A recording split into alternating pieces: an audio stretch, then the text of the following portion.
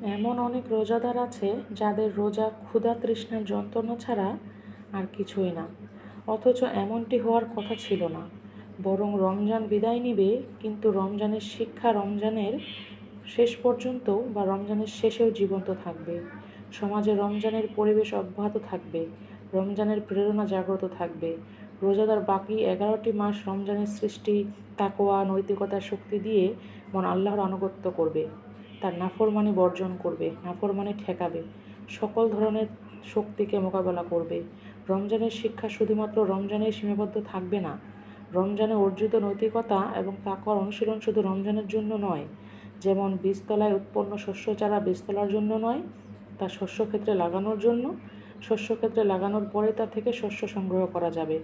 নার্সারির চারাগাছ নার্সারির জন্য নয়, নার্সারি থেকে তুলে নিয়ে প্রশস্ত কোনো জায়গায় লাগানোর জন্য, যা পরবর্তীতে ফুলে